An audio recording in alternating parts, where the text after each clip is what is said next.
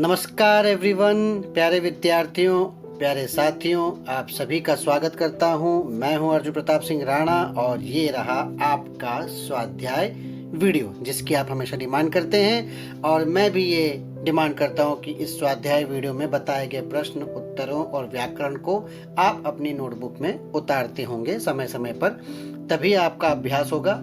खाली वीडियो देखिए नहीं, उसे लिखिए भी। लिखना आवश्यक है क्योंकि परीक्षा में आपको लिखित ही परीक्षा देनी है। तो जूलिया का स्वाध्याय वीडियो, लेखक का नाम है अंतोन चेखव, रशियन राइटर हैं। और ये रहा मैं आपके सामने और ये रहा आपका स्वाध्याय, जूलिया का स्वाध्याय। ठीक है बच्चों, तो हमने जूलिया चैप्टर देखा, किस तरह से गृह स्वामी जो है सबक सिखाते हैं। यहाँ पे सबक सिखाना नेगेटिव रूप में नहीं बच्चों, यहाँ पे गृह स्वामी उनको सबक इसलिए सिखाना चाहते हैं कि वो बताते हैं कि ये देश, ये दुनिया, ये समाज आपको जीने नहीं देगा अगर आप दब्बूपना में जीते हो। अगर आप हमेशा डरते हो, अपने अधिकारों के लिए भी नहीं लड़ोगे तो आपका जीना मुश्किल हो जाएगा। तो ये सबक वो सिखाते हैं और अंत में सच्चाई प्रकट होती है। उसी पर आधारित प्रश्नोत्तर हम यहाँ पे देखने जा रहे हैं। तो सूचना के अनुसार कृतियां कीजिए, मतलब जो आपको सूचना दी गई है उसका पालन कीजिए। पहला है लिखिए। जी हाँ, लिखिए, इन प्रश्नों को अपनी नोटबुक में लिखिए। क्या लिखना है? प्रश्न पूछा है जूलिया की तनख्वाह। यहाँ पे दो हिस्से दिए गए बच्चों। पहले में पूछा गया है कि जूलिया के अनुसार जूलिया की तनख्वाह क्या थी और गृह स्वामी के अनुसार। असल में गृह स्वामी और जूलिया के बीच में बातचीत हुई थी तनख्वाह के बारे में, यानी वेतन के बारे में, यानी सैलरी के बारे में। उस वक्त बात हुई थी 40 रूबल की। जूलिया कहती है कि सर मेरे अनुसार 40 रूबल प्रति माह बात हुई थी। लेकिन गृह स्वामी चूंकि सबक सिखाना चाहता है, शुरुआत में अपनी वो भूमिका नकारात्मक रखता है, विलन के रूप में पेश होता है और कहता है कि नहीं नहीं, हमारी बात 30 रूबल में हुई थी, देखो मैंने डायरी में लिखा हुआ है ना बच्चों। तो आपको याद आया होगा, डायरी में लिख के ऐसे बात बताते हैं। इसके बाद अगला प्रश्न है यहाँ पर आपके सामने कि जूलिया के दो काम। जैसे कि हम देखते हैं, शुरुआत में ही बता दिया गया था जूलिया के दो काम क्या थे। आप जानते हैं कि जूलिया जो है गवर्नेंस है, तो गवर्नेंस है तो वो बच्चों का पालन करती है, यानी बच्चों को पढ़ाती है और बच्चों का देखभाल करती है। तो ये उनका दो काम यहाँ पे पैराग्राफ में आया है। इसके बाद अगला प्रश्न आता है गद्यांश में आया संसार। बच्चों ये वाला प्रश्न जो है अंतिम पैराग्राफ में है, जब गृह स्वामी अपने असली और सच्चे और प्यारे और अच्छे रूप में आते हैं और जब वो कहते हैं कि जूलिया ये संसार कैसा है, ये संसार क्रूर है, ये संसार कठोर है, ये संसार हृदयहीन है, ये संसार निर्मम है। क्रूर यानी क्रूएल, निर्मम यानी नो फीलिंग, अनफीलिंग, रूथलेस है ये संसार। हृदयहीन है जिसमें कोई हार्ट नहीं है, और ये संसार कठोर है, टफ है। और इस कठोर, क्रूर, हृदयहीन, निर्मम संसार का सामना करने के लिए तुम्हें तैयार रहना होगा, तभी तुम इस संसार का सामना कर पाओगी।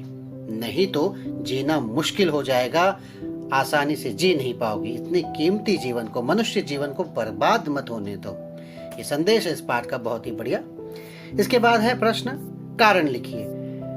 कारण क्या लिखिए कि गृह स्वामी द्वारा जूलिया से माफी मांगना। गृह स्वामी जो अंत में जूलिया से माफी मांगते, तो जूलिया से माफी क्यों मांगते हैं कि शुरुआत से लेकर अंत तक वो जूलिया को परेशान करते हैं अपनी बातों से, और असल में वो सबक सिखाना चाहते हैं, उनका इंटेंशन सही है, फिर भी परेशान तो जूलिया हुई थी, इसलिए जूलिया से माफी मांगते हैं। इसका आंसर लिखेंगे क्योंकि जूलिया के साथ उन्होंने क्रूर मजाक किया था। तो ये वाक्य में, ये अंत में लास्ट पैराग्राफ में ये आया है। इसके बाद उसी में ये भी आया है गृह स्वामी से जूलिया को संसार के साथ लड़ने के लिए कहना, है ना।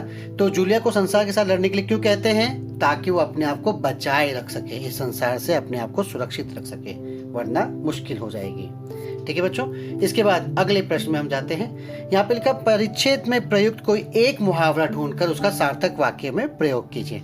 अब जो परिच्छेद आपके सामने दिया गया है उसमें से आपको जो है मुहावरा चुनना है, उसका अर्थ बताना है और उसका वाक्य में प्रयोग करना है। तो चूंकि यहाँ कोई पूरा पाठ है मेरे आपके सामने, तो परीक्षा में सिर्फ एक पैराग्राफ आएगा, आपको उसी पैराग्राफ में से मुहावरा चुनना है। मुझे पाठ में से जो मुहावरे मिले वो मैं बता रहा हूँ। आंसू पीना।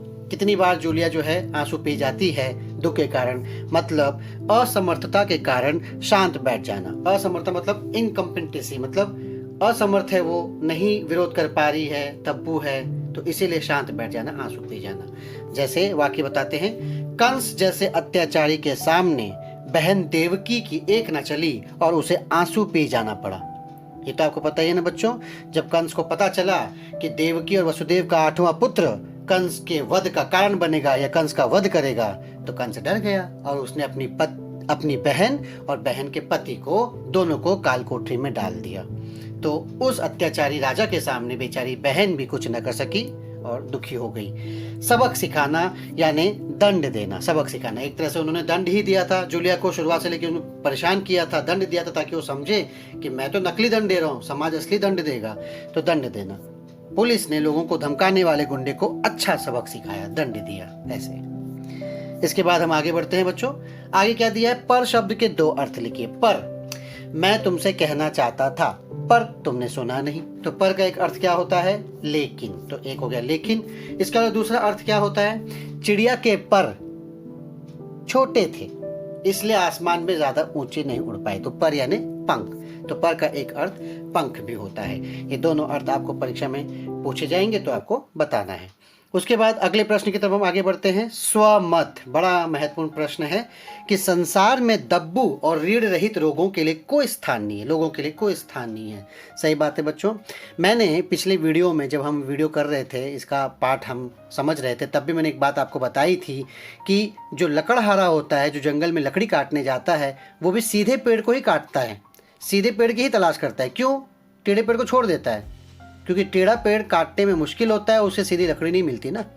मनुष्य का भी ऐसा ही है। भले लोगों पर कोई भी अन्याय करने से नहीं चूकता। भला आदमी अपनी भलाई की वजह से अन्याय का विरोध करना उचित नहीं समझता, पर लोग इसका उल्टा अर्थ समझते हैं और मानते हैं कि वो दब्बू है, बिना रीढ़ का समझने लगते हैं उसे। बिना रीढ़ का मतलब बैकबोन, बैकबोन नहीं है, अपने बलबूते खड़ा नहीं हो सकता। ये बात भले लोगों को समझने की ज़रूरत है। आज ज़रूरत है अपने आप को बचाए रखने के लिए। किससे? इस कठोर, क्रूर, निर्मम और हृदयहीन संसार से। शोषण करने वालों को, एक्सप्लॉइट करने वालों को मुंह की खिलानी पड़ेगी हमको, तभी कोई संसार में सम्मान से जीवित रह सकता है। भाई तुम भी अच्छे से जियो, मैं भी अच्छे से जीऊँगा ना।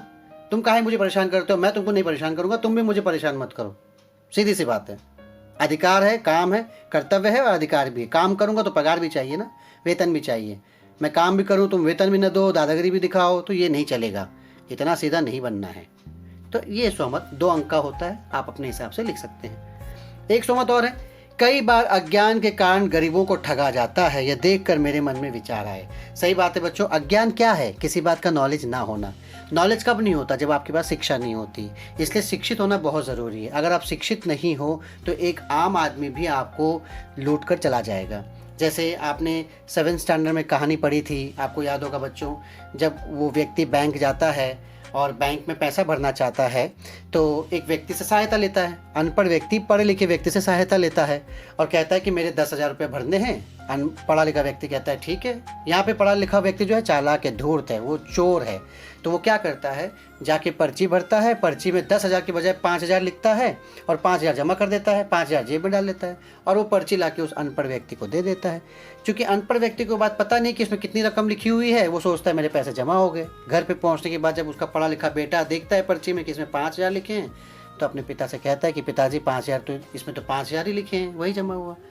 ये है अज्ञान के कारण गरीबों को ठगा जाता है। इसीलिए मैं ये विचार करता हूँ कि कभी अज्ञान नहीं रखना चाहिए, शिक्षित होना चाहिए, पढ़ना लिखना चाहिए और अपने आप को समाज में होने वाली घटनाओं से परिचित रखना चाहिए। ठीक है बच्चों। फिर अगला प्रश्न है, जूलिया की जगह आप होते तो? सीधी सी बात है, जूलिया की जगह पे हम होते तो हम विरोध करते, उस मालिक को बताते कि भाई साहब आप गलत कर रहे हो, ये अच्छी बात नहीं है। कहना ज़रा आसान लग रहा है ना, लेकिन ये उतना मुश्किल भी हो सकता है अगर आप दब्बू हो, रीढ़ के बिना हो। इसीलिए जूलिया की जगह पे हम होते तो हम ऐसा कभी नहीं करते। लेकिन इतनी सी लाइन लिखकर आपको दोनों में मिल जाएंगे क्या बच्चों? आपको बताना पड़ेगा कि जूलिया का क्या है, मतलब कॉन्सेप्ट क्या है, क्यों जूलिया के बारे में बताया जा रहा है। तो जूलिया के बारे में थोड़ा सा बताने का, थोड़ा सा इंट्रोडक्शन देने का कि जूलिया एक सीधी सादी डरपोक और दब्बू महिला है। उसकी भलाई का लोग फ़ायदा उठा लेते हैं। गृह स्वामी भी उसका वेतन काट लेता है। 40 रुपये की बात हुई थी, 30 रुपये ही देता है। सॉरी, मैं रुपए कह रहा हूँ, असल में रूबल। और इतवार की छुट्टियों के पैसे काट लेता है। जो जूलिया उफ तक नहीं करती, उसके साथ वो अन्याय करता है, धोखा देता है और 2 महीने का वेतन मात्र 10 रुपये देने की प्रयत्न करता है, 10 या 11 रूबल जो भी है। तो इस तरह से जूलिया परेशान होती है। अगर मैं जूलिया की जगह होता तो उस परेशानी का विरोध करता, उनके इस अत्याचार का विरोध करता और अपना सच, अपना तर्क सच जो है तर्क के साथ सामने प्रस्तुत करता। ठीक है बच्चों, तो ऐसे तो ये सहमत है, 2 नंबर के लिए आता है। इसके बाद है पाठ के आंगन से स्वाध्याय के और भी प्रश्न है यहाँ पे दिए गए। सूचना के अनुसार कृतियां पूर्ण कीजिए। संजाल है जूलिया के मन के भाव दर्शाने वाले स्वर। बच्चों 4 यहाँ पे पूछे गए हैं। आप ये देखिए, ये ब्रैकेट में हर बार देखिए ब्रैकेट में आता है जूलिया कांपते हुए, जूलिया विनीत स्वर में, जूलिया का दबा हुआ स्वर, जूलिया का रोता हुआ स्वर, ऐसे ब्रैकेट में आया हुआ है। वही उसके मन के भाव दर्शाते हैं, तो वही यहाँ पे उत्तर आएगा। कांपता हुआ स्वर, दबा स्वर, विनीत स्वर, रोता हुआ स्वर। ये पूरे पाठ में आया है। पूरे पाठ में अगर आप के सामने पैराग्राफ दिया, पैराग्राफ में जितने बताए गए हैं 1 या 2, तो आपको 1 या 2 उत्तर लिखने हैं जितना पूछा गया। यहाँ तो पूरे पाठ से है, तो इसलिए 4 उत्तर हमको मिल गए। उसके बाद अगले प्रश्न की तरफ हम आगे बढ़ेंगे। ऐसे प्रश्न तैयार कीजिए जिनके उत्तर निम्नलिखित शब्द हो। मतलब ये उत्तर है, कन्या उत्तर है, प्रश्न बनाना है। तो आपको पता है ना कन्या क्या है? कन्या उस लड़की का नाम है ना जिसको पढ़ाते हैं। तो कोलिया के अलावा जूली से कौन पढ़ता था? तो उत्तर क्या आएगा अपने आप? कन्या। कन्या ही था ना उसका नाम, या केनिया या कुछ और था ऐसे, कन्या जो भी है। उसके बाद अगला प्रश्न है रूबल। रूसी मुद्रा का नाम क्या है? तो रूसी मुद्रा का नाम है, क्या नाम है बच्चों बताइए? रूबल, करेक्ट, ऑलरेडी उत्तर दिया हुआ था। इसके बाद है पाठ में प्रयुक्त अंकों का उपयोग करके मुहावरे लिखिए। तो पाठ में प्रयुक्त जो है अंक हैं, अंक जो आए हैं उसको हमको मुहावरे में इस्तेमाल करने हैं। क्या क्या अंक है? 7 और 5 ऐसे अंक आया था, 7 और 5, तो इसको मिला के एक बनाया गया है। तो 7 5 करना यानी हुज्जत करना। हुज्जत करना मतलब क्या होता है इसका बच्चों? मतलब किसी चीज़ के लिए बेकार में बहस करना ऐसे। तो मालिक जो है वेतन देने के लिए 7 5 कर रहा था, हुज्जत कर रहा था मतलब नहीं दे रहा था। ऐसे आप वाक्य बना सकते हो। हालांकि यहाँ पे सिर्फ मुहावरे लिखने का बात किया गया है। उसके बाद है 2 वर्ड आया है 2, तो 2 टूक बात करना। मैंने इसका एक मुहावरा बनाया है, जो मुहावरा इस्तेमाल होता है 2 टूक बात करना, मतलब थोड़े शब्दों में स्पष्ट कहना, थोड़े शब्दों में ही क्लियर कर देना, अपनी बात को क्लियर कर देना। तो मैंने 2 टूक बात करके देख लिया, लेकिन उस व्यक्ति को मेरी बात समझ में नहीं आई। ये मुहावरे का मैंने वाक्य में प्रयोग कर लिया है। ठीक है बच्चों। इसके बाद है आगे, हाँ बच्चों, वो जो केलिया क्या था आपने जो देखा ना, वो कन्या। तो कन्या जूली, कोलिया के अलावा जूली से कौन पढ़ता? कन्या। असल में वहाँ पे वान्या होना चाहिए था, सही शब्द है वान्या, कन्या नहीं। ठीक है, तो उसके अलावा कौन पढ़ता था? वान्या। ओके, अगला है 2 टूक बात करना, थोड़े शब्द में कहना। फिर यहाँ पे 2 के लिए एक और है 2 कौड़ी का, तुच्छ। तो हम कई बातचीत में हम कहते हैं ना, चुप, तुम 2 कौड़ी के इंसान मेरे सामने ऐसे बात करते हो, यानी तुच्छ यानी छोटा। उसके बाद 7 पर्दे में रखना। 7 पर्दे में रखना यानी अच्छी तरह छिपा कर रखना। तो इसका वाक्य हम बना सकते हैं, हालांकि बनाने के लिए कहा नहीं गया है। वाक्य बना सकते हैं कि अब वो ज़माना गया जब लड़कियों को, औरतों को 7 पर्दे में रखा जाता था। अब औरतें भी निडर हैं और बराबरी से मुकाबला करती हैं और आगे बढ़ती हैं ऐसे। तो 7 पर्दों में रखने का ज़माना गया। अगला है भाषा बिंदु यानी व्याकरण कुछ चीज। चिन्हों के सामने उनका नाम लिखिए। बच्चों यहाँ पे कुछ चिन्ह दिए गए हैं, इन चिन्हों के सामने उनका नाम रखना हमको। विराम चिन्ह है, विराम चिन्ह पे मैंने अलग से वीडियो बनाया था बच्चों, वो वीडियो आप देख लीजिएगा, यूट्यूब पे मेरे चैनल पर वो उपलब्ध है, तो उसे भी देखिएगा। यहाँ पे शॉर्ट में बताया गया है। इसे कहते हैं योजक चिन्ह, यानी जो जब 2 शब्दों को जोड़ते हैं जैसे योजक चिन्ह कहते हैं, जैसे माता पिता उसके बीच में योजक चिन्ह आता है। उसके बाद है लाघव संक्षेप चिन्ह, ये छोटा सा डॉट लाघव चिन्ह के रूप में आता है।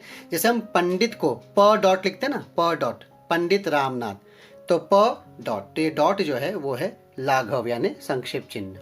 इसके बाद है निर्देशक चिन्ह। निर्देशक चिन्ह मतलब वो डैश हम लगाते हैं, डैश बोलते हैं जिसे, तो उसे निर्देशक चिन्ह कहते हैं।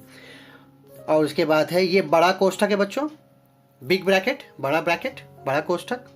ये भी आपने देखा होगा, डबल इन्वर्टेड कॉमा कहते हैं इसे, है ना, डबल यानी हिंदी में दोहरा, इन्वर्टेड कॉमा यानी अवतरण चिन्ह, तो दोहरा अवतरण चिन्ह। इसके बाद है ये अल्प विराम, कॉमा जिसे आप कहते हैं अल्प विराम।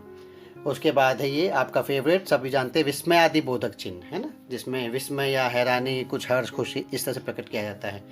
उसके बाद है अर्ध विराम, ये अर्ध विराम है, वो अल्प विराम है ऊपर, ये अर्ध विराम है, ठीक है।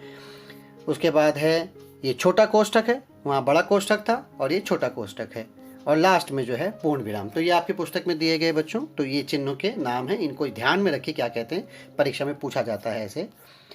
फिर वाक्यों में उचित विराम चिन्ह लगाइए, मतलब आपके सामने वाक्य दिए गए तो विराम चिन्ह लगाना है।